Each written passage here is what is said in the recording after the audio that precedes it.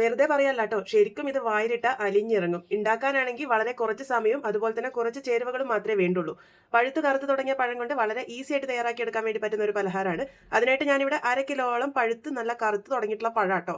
ഇത് കുറച്ച് ദിവസമായി ഇവിടെ കിടക്കണ്. ഇനിയിപ്പോൾ എന്താ ചെയ്യാന്ന് ആലോചിച്ചപ്പോഴാണ് ഇത് ഉണ്ടാക്കാന്ന് വിചാരിച്ചത്. ഇതുപോലെ കട്ട് ചെയ്ത് മിക്സറിന്റെ ചെറിയ ജാറിലിട്ട് നല്ല പോലെ തന്നെ അരച്ചെടുത്തിട്ടുണ്ട്. വെള്ളമൊന്നും ചേർത്തിട്ടില്ല, വെള്ളം ചേർക്കാതെ നല്ല ഫൈൻ ആയിട്ട് തന്നെ അരച്ചെടുത്തിട്ടുണ്ട്.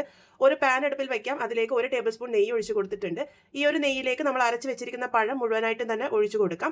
ഇനി ഇതാ ഒരു നെയ്യിൽ നന്നായിട്ട് തന്നെ ഒന്ന് മൂപ്പിച്ചെടുക്കണം. ആ ഒരു പഴം നന്നായിട്ട് വെന്ത് വരണം. ലോ ടു മീഡിയം ഫ്ലെയിമിൽ വെച്ചിട്ട് കുക്ക് ചെയ്തോളൂ. നല്ല അടികട്ടിയായിട്ടുള്ള പാത്രമൊക്കെ ആണെങ്കിൽ 1 ടേബിൾ സ്പൂൺ നെയ്യൊക്കെ മതിയാകും. അല്ലാന്നുണ്ടെങ്കിൽ നിങ്ങൾക്ക് കുറച്ചും കൂടെ നെയ്യ് ഉപയോഗിക്കാവുന്നതാണ്. ഞാനിപ്പോൾ ഇവിടെ വളരെ കുറച്ച് നെയ്യ് ഉപയോഗിച്ചാണ് ഇത് തയ്യാറാക്കി എടുത്തിരിക്കുന്നത്. നോക്കൂ, ഇപ്പോൾ പഴമൊക്കെ നന്നായിട്ട് വെന്ത് വന്നിട്ടുണ്ട്, നല്ല പോലെ തന്നെ കട്ടിയായി വന്നിട്ടുണ്ട്. ഇനി ഇതിലേക്ക് മധുരത്തിന് പാകത്തിന് പൊടിച്ച ശർക്കരയാണ് ചേർത്ത് കൊടുക്കുന്നത്. ഏകദേശം 125 ഗ്രാം ശർക്കരയാണ് ചേർത്ത് കൊടുത്തിരിക്കുന്നത്. 1 കപ്പ് മുഴുവനായിട്ടില്ല, കുറച്ച് കുറവായിട്ടുണ്ട്. 1/2 കിലോ പഴത്തിന് 125 ഗ്രാം ശർക്കര മാത്രമേ ഞാനിവിടെ ഉപയോഗിച്ചിട്ടുള്ളൂ. ഒരു മിതമായിട്ടുള്ള മധുരം മാത്രമേ കാണുള്ളൂ. നിങ്ങൾക്ക് മധുരം കൂടുതലായിട്ട് വേണമെങ്കിൽ അതിനനുസരിച്ച് കൂട്ടിയെടുക്കാവുന്നതാണ്. അതുപോലെ തന്നെ നിങ്ങളുടെ ശർക്കരയിൽ അഴുക്കുണ്ടെന്നുണ്ടെങ്കിൽ ശർക്കര പാനിയാക്കിയിട്ട് ചേർത്ത് കൊടുത്താലും മതിയാകും. ഇപ്പോൾ നോക്കൂ, ശർക്കരയൊക്കെ നന്നായിട്ട് അലിഞ്ഞ് ചേർന്ന് യോജിച്ച് വന്നിട്ടുണ്ട്. മീഡിയം ഫ്ലെയിമിൽ വെച്ച് കുക്ക് ചെയ്താൽ മതി. ഒരുപാട് ലോ ഫ്ലെയിമിലൊന്നും വെക്കേണ്ട ആവശ്യമില്ല. നല്ല അടികട്ടിയുള്ള പാത്രം ആയതുകൊണ്ട് തന്നെ ഒട്ടും തന്നെ പറ്റിപ്പിടിക്കുന്നൊന്നും ഉണ്ടായില്ല. ഇതുപോലെ അല്പം കട്ടിയായി വന്നതിന് ശേഷം വീണ്ടും 1 ടേബിൾ സ്പൂൺ നെയ്യും കൂടെ ചേർത്തിട്ടുണ്ട്. ടോട്ടലായിട്ട് ഇതിലേക്ക് 2 ടേബിൾ സ്പൂൺ നെയ്യ് മാത്രമേ ഞാനിവിടെ ചേർത്തിട്ടുള്ളൂ.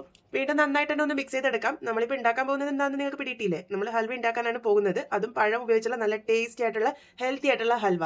നോക്കൂ, ഇതിപ്പോൾ നല്ല കട്ടിയായിട്ട് വന്നിട്ടുണ്ട്. ഇതുപോലെ നല്ല കട്ടിയായി വന്നതിന് ശേഷം ഇതിലേക്ക് നല്ലൊരു ഫ്ലേവറിനായിട്ട് 1/4 ടീസ്പൂൺ ഏലക്ക പൊടി കൂടെ ചേർത്ത് കൊടുക്കുന്നുണ്ട്. നിങ്ങൾക്ക് വേണമെങ്കിൽ ഇതിലേക്ക് നട്ട്സ് ഒക്കെ ചേർത്ത് കൊടുക്കാം. ഞാൻ ഇതിലേക്ക് ഒന്നും തന്നെ ചേർത്തിട്ടില്ല. ഇത് ആ ഒരു പഴത്തിന്റെ ആ ഒരു രുചി കൂടുതലായിട്ട് കിട്ടുമ്പോഴാണ് എനിക്ക് കൂടുതലായിട്ട് ഇഷ്ടമായിട്ട് തോന്നിയിരിക്കുന്നത്. ഒരു 5 മിനിറ്റും കൂടെ നല്ല പോലെ തന്നെ കുക്ക് ചെയ്തെടുത്ത് കഴിഞ്ഞാൽ ഇതുപോലെ നല്ല സ്ട്രക്ചർ ഹോൾഡ് ചെയ്യുന്ന പാകത്തിലേക്ക് ആയി കിട്ടും. ഇതിന്റെ ടോട്ടൽ കുക്കിംഗ് ടൈം ഏകദേശം 15 മുതൽ 20 മിനിറ്റ് നേരമാണ്. ഇതുപോലെ നല്ല പോലെ സ്ട്രക്ചർ ഹോൾഡ് ചെയ്ത് തുടങ്ങുമ്പോൾ നമുക്കിത് നെയ്യ് തടവി വെച്ചിരിക്കുന്ന പാത്രത്തിലേക്ക് ഒഴിച്ചു കൊടുക്കാം. നേരത്തെ നെയ്യ് തടവി വെച്ചിരുന്നു, അതൊന്നും ഞാൻ കാണിച്ചിട്ടില്ല കേട്ടോ. അപ്പോൾ അത് ആ ഒരു പാത്രത്തിലേക്ക് ഇത് ഇട്ട് കൊടുത്ത് നല്ല പോലെ തന്നെ ഒന്ന് ലെവൽ ചെയ്ത് കൊടുക്കാം. ഇതുപോലെ ഒരു സ്പൂണിന്റെ ബാക്കിൽ ഒരു അല്പം നെയ്യാക്കി ചെയ്യുകയാണെങ്കിൽ ഒട്ടും പറ്റിപ്പിടിക്കാതെ നല്ല പോലെ തന്നെ നമുക്കിത് ലെവൽ ചെയ്തെടുക്കാൻ വേണ്ടി പറ്റും. ഇനി ഇത് റൂം ടെമ്പറേച്ചറിൽ വെച്ചിട്ട് തന്നെ നല്ല പോലെ അതിന്റെ ചൂട് ആറി വരാൻ വേണ്ടി വെയിറ്റ് ചെയ്യാം. ചൂട് നല്ലപോലെ ആറി വന്നതിന് ശേഷം നമുക്കിത് ഡീമോൾഡ് ചെയ്ത് കട്ട് ചെയ്യാവുന്നതാണ്. നിങ്ങൾക്ക് വേണമെങ്കിൽ ഇത് ഫ്രിഡ്ജിൽ വെച്ചും സെറ്റ് ചെയ്തെടുക്കാവുന്നതാണ്. വളരെ പെട്ടെന്ന് സെറ്റായി കിട്ടിക്കോളും.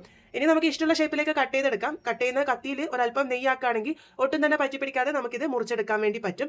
അപ്പോൾ വളരെ ടേസ്റ്റി ആയിട്ടുള്ള വളരെ കുറച്ച് ചേരുവകൾ കൊണ്ട് ഉണ്ടാക്കിയിരിക്കുന്ന നമ്മളുടെ പഴം ഹൽവ ഇവിടെ റെഡി ആയിട്ടുണ്ട്. അതിന്റെ ആ ഒരു ടെക്സ്ചർ നോക്കൂ, നിങ്ങൾക്ക് ആ ഒരു മുറിക്കുമ്പോൾ തന്നെ മനസ്സിലാകുന്നുണ്ടാകും എത്ര സോഫ്റ്റ് ആയിട്ടാണ് ഇരിക്കുന്നതെന്ന്. ശരിക്കും വായിലിട്ട അലിഞ്ഞിറങ്ങുന്ന ആ ഒരു ടെക്സ്ചറാണ് ഇതിനുണ്ടാകുക. നമ്മളിതിൽ നട്ട്സ് ഒന്നും ഇട്ടിട്ടില്ല. നിങ്ങൾക്ക് ഇഷ്ടമുണ്ടെങ്കിൽ നട്ട്സ് ഒക്കെ ചേർത്ത് കൊടുക്കാം കേട്ടോ. ഇത് നിങ്ങൾ സ്റ്റോർ ചെയ്യുന്നുണ്ടെങ്കിൽ ഫ്രിഡ്ജിൽ വെച്ച് സ്റ്റോർ ചെയ്യുന്നതായിരിക്കും നല്ലത്. കാരണം ഞാനിതിൽ ഒരുപാട് നെയ്യൊന്നും ഉപയോഗിച്ചിട്ടില്ല. ട്രൈ ചെയ്ത ഫീഡ്ബാക്സ് ഒക്കെ പറയാൻ മറക്കരുത്. വീണ്ടും ഒരു നല്ല റെസിപ്പിയുമായി വളരെ പെട്ടെന്ന് തന്നെ കാണാം.